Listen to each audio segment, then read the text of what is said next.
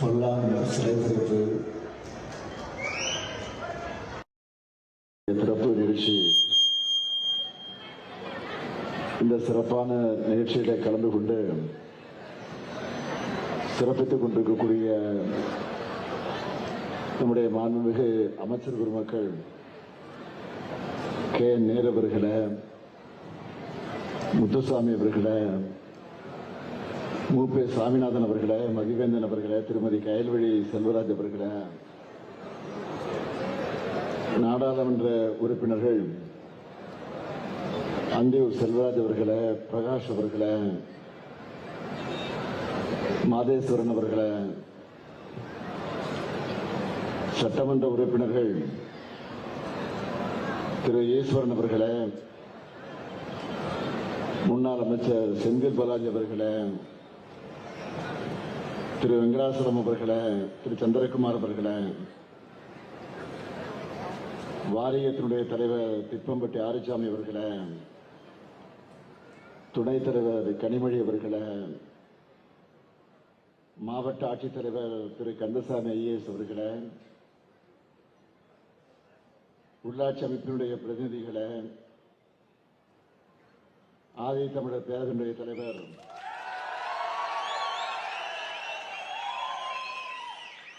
திரு அதிகமான் உள்ளிட்ட பல்வேறு அமைப்புகளை சார்ந்த தலைவர் பெருமக்களே, நலத்திட்ட பதவிகளை பெறுவதற்காக வருகை தந்திருக்கக்கூடிய பயனாளி பெருமக்களே, என்னுடைய பாசத்திற்கும் பேரன்பிற்கும் உரிய மகளிர் சுய உதவி குழு சார்ந்திருக்கக்கூடிய சகோதரிகளே, தாய்மார்களே, பத்திரிகை மற்றும் ஊடகத்துறை சார்ந்த நண்பர்களே, நம்முடைய பொல்லான் அவருடைய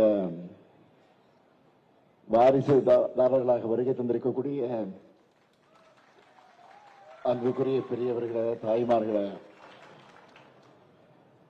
உங்கள் அனைவருக்கும் என்ற அன்பான வணக்கத்தை நான் தெரிவித்துக் கொள்ள விரும்புகிறேன்.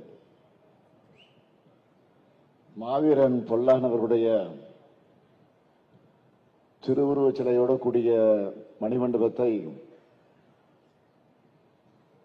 இந்த சிறப்பான அரங்கத்தை திறந்து வைக்கிறதுல நான் மிகுந்த பெருமை அடைகிறேன். இன்னும் சொல்லணும்னா பெருமை அடைகிறேன் என்று சொல்வதை விட வீரம் அடைகிறேன், எழுச்சி அடைகிறேன்.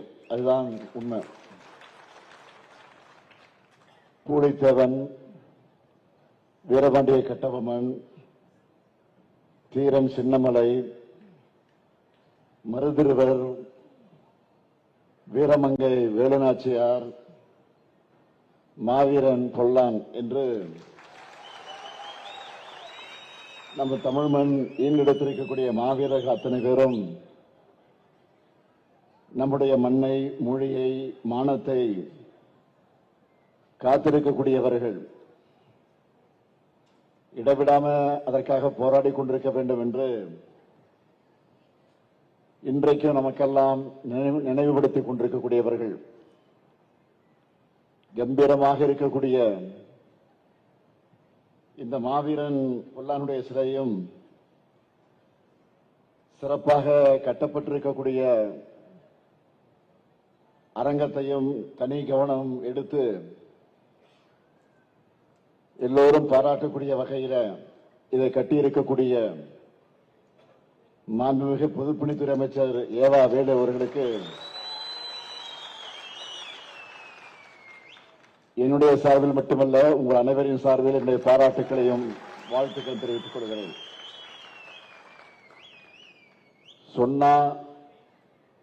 சொன்னதை சீக்கிரம் தான் இந்த முத்துவேல் கருணாநிதி ஸ்டாலின்.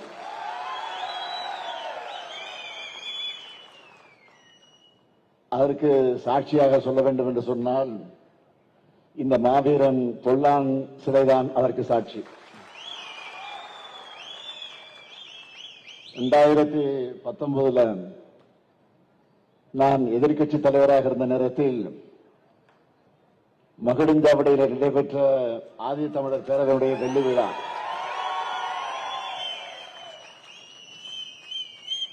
அதை முன்னின்று நடத்தியவர் நம்முடைய அதிகமானவர்கள். அதில் பங்கேற்று சிறப்பித்து பெருமை சேர்த்தவர் நம்முடைய சட்டமன்ற உறுப்பினராக இருக்கக்கூடிய ஈஸ்வரன் அவர்கள். மாவீரன் பொல்லானுக்கு சிலையும் மணிமண்டபமும் அமைப்போன்னு அந்த நிகழ்ச்சியில நான் உறுதியளித்தேன். இன்றைக்கு அதை உங்கள் முன்னால் திறந்து வைத்திருக்கிறேன்.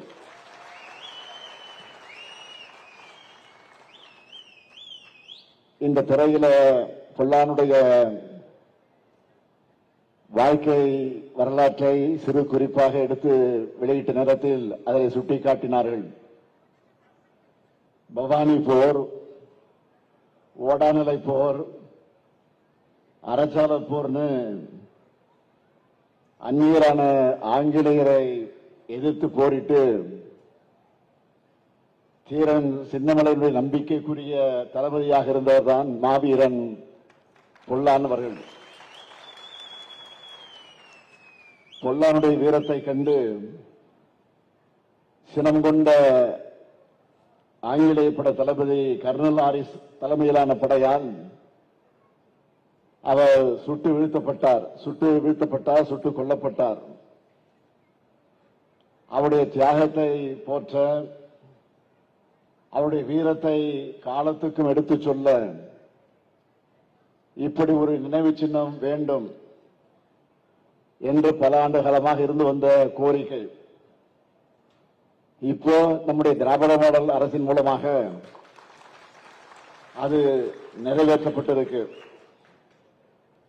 இந்த பெருமையான தருணத்தில் ஒரு முக்கியமான செய்தியை உங்க கூட பகிர்ந்துக்கிறது பொருத்தமாக இருக்கும் என்று நான் கருதுகிறேன். ஏன் உங்களில் பலருக்கு கூட அது நினைவில் இருக்கும் என்று நான் கருதுகிறேன். கடந்த ஜூன் மாதம் இந்து ஆங்கில நாளேட்டில ஒரு செய்தி வந்துச்சு. அதை படிச்சதுமே எனக்கு மிகுந்த மகிழ்ச்சி ஏற்பட்டுச்சு. அந்த செய்தி என்னன்னு கேட்டீங்கன்னா, அருந்ததியினுடைய உள் ஒதுக்கீடு, அதற்குரிய சட்டம் அந்த மக்களுக்கு எத்தகைய ஒளிவிளக்காக திகழுது என்பதை பற்றி அதில் குறிப்பிட்டு காட்டியிருக்கிறார்கள் இந்து பத்திரிகையில. அதாவது தகவல் அறியக்கூடிய உரிமை சட்டத்தில் தகவலை பெற்று ஆதாரத்தோடு இந்த செய்தியை வெளியிட்டிருக்கிறாங்க. அந்த செய்தியில சொல்றாங்க, 2009 193 அருந்ததியினர் மாணவர்கள் பொறியியல் படிச்சிருந்த நிலை மாறி இந்த ஆண்டு 3944 மாணவர்கள் இன்ஜினியரிங் படிக்கிறாங்க என்றும் 2023-24 ஆண்டுல 193 மாணவர்கள் எம்பிபிஎஸ் படிக்கிறாங்கன்னு அந்த செய்தியில குறிப்பிட்டிருந்தாங்க. இதுல எனக்கு ஏற்பட்ட தனிப்பட்ட பெருமை என்னன்னு கேட்டீங்கன்னா, அதுதான் சொன்ன உங்களே பலருக்கு தெரிந்திருக்கும். இந்த உள்ஒதுக்கீடு சட்டத்தை தலைவர் கலைஞர் அவர்கள் நிறைவேற்ற முடிவு செஞ்சார். முடிவு செஞ்சு அந்த சட்டமன்றத்தில் அந்த தீர்மானத்தை கொண்டு வந்து, சட்ட மசோதாவை கொண்டு வந்து நிறைவேற்ற வேண்டும். ஆனால் திடீரென்று அவருக்கு உடல்நலிவு ஏற்பட்டு ராமச்சந்திரா மருத்துவமனையில் அனுமதிக்கப்பட்டிருந்தார். அதனால் அவரால் எழுந்து நடமாட முடியாத நிலை அன்றைக்கு ஏற்பட்டது. அன்றைக்கு காலை எனக்கு தொலைபேசி வருகிற வீட்டுக்கு உடனே புறப்பட்டு வா என்று, எங்கே மருத்துவமனைக்கு வந்தவுடன் என்னை அழைத்து சொன்னார், நான் ஒரு சட்ட மசோதாவை சட்டமன்றத்தில் இன்றைக்கு நான் நிறைவேற்ற வேண்டும், அறிமுகப்படுத்த வேண்டும். என்னால் மருத்துவர்கள் என்னை போக அனுமதிக்க மறுத்துவிட்டார்கள்.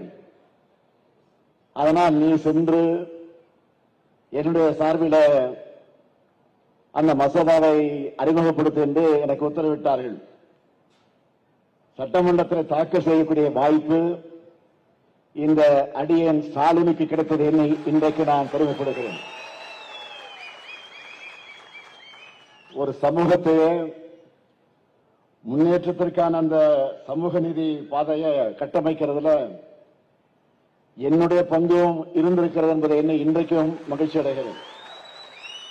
அதுதான் எனக்கு கிடைத்த பெருமை.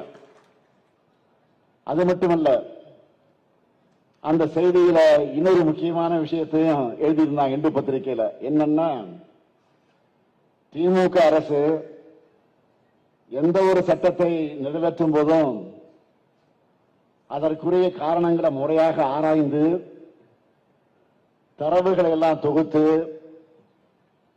ஓய்வு பெற்ற நீதிபதிகளை கொண்டு குழு அமைச்சு அவங்க பரிந்துரைகளை எல்லாம் பெற்று சாமானிய மக்களுக்கு உரிய வகையில உரிய பயன்கள் உண்மையிலே அளித்து வந்தால் அதுதான் பயனளித்தக்கதாக அமையும் என்ற வகையிலே திமுக அரசினுடைய சட்டம் எப்பொழுதும் வெற்றியை பெற்று வருவதுதான் வரலாறு என்று பாராட்டியிருக்கிறாங்க.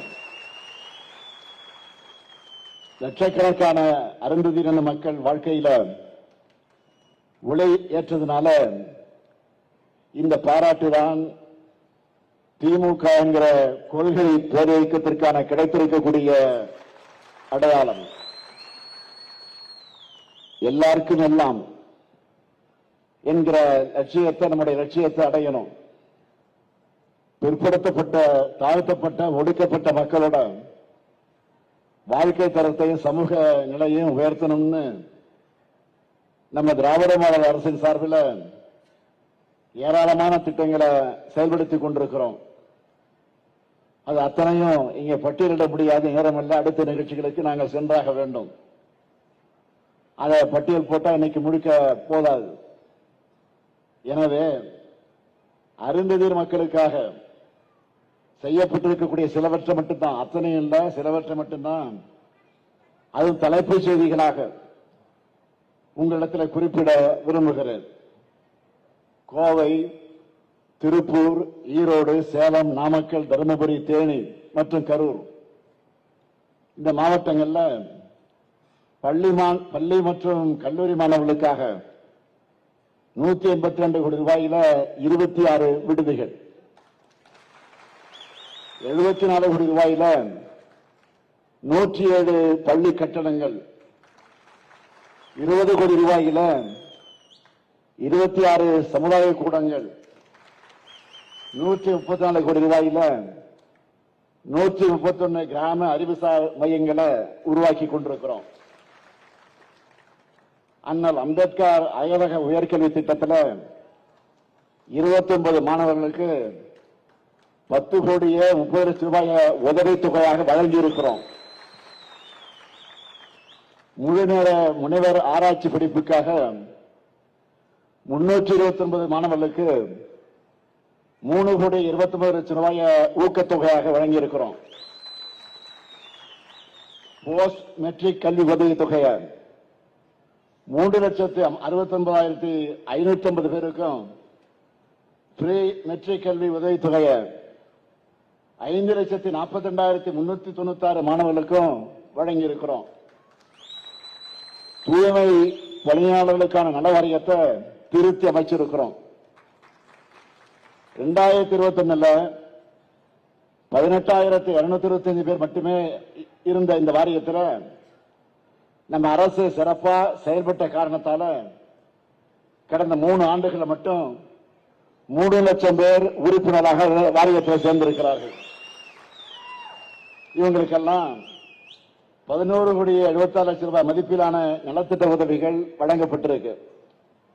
அது மட்டுமல்ல, அவங்களுக்கு மருத்துவ காப்பீடு வழங்கியிருக்கிறோம். சுகாதார அங்காடிகள் அமைச்சிருக்கிறோம். இந்த வாரியத்துக்கு ஆண்டுதோறும் 20 கோடி ரூபாய் நிதி ஒதுக்கீடு செய்கிறோம். கடந்த ஆகஸ்ட் 14ஆம் நாள் 6 முக்கிய சிறப்பு திட்டங்களை அறிவிச்சிருக்கிறோம். இப்படி என்னால தொடர்ந்து பட்டியலிட்டுக் கொண்டிருக்க முடியும். இதுதான் செய்கிறது. எல்லாருக்கும் எல்லாம் கிடைக்கணும், எல்லாரும் சமமா வாழ சமூகம் உருவாகணும். அனைவரையும் உள்ளடக்கிய வளர்ச்சி தான் உண்மையான வளர்ச்சி என்பதற்காகத்தான் இந்த லட்சியத்தோடு நடைபெறக்கூடிய நம்முடைய திராவிட மாடல் அரசுக்கு அடுத்து அமையவிருக்கக்கூடிய திராவிட மாடல் 2.0 அரசுக்கும் நீங்க எல்லாரும் ஆதரவா இருக்க வேண்டும் என்று நான் கேட்டுக்கொள்கிறேன். இருப்பீங்க என்ற நம்பிக்கை எனக்கு நிரம்ப இருக்கிறது. காரணம் உங்கள் எழுச்சியை, உணர்ச்சியை, ஆர்வத்தை, ஆரவாரத்தை காணுகிற போது அதை நான் உணர்கிறேன். எனவே அந்த உணர்வோடு இந்த மணிமண்டபத்தை, இந்த அரங்கத்தை, இந்த மாவீரனுடைய சிலையை உங்கள் அன்போடு, உங்களுடைய மகிழ்ச்சியோடு இதை நான் திறந்து வைத்திருக்கேன் என்பதை மாத்திரம் எடுத்துச் சொல்லி, வாழ்க மாவீரன் பொல்லான், வாழ்க அவர்கள் புகழ். நன்றி.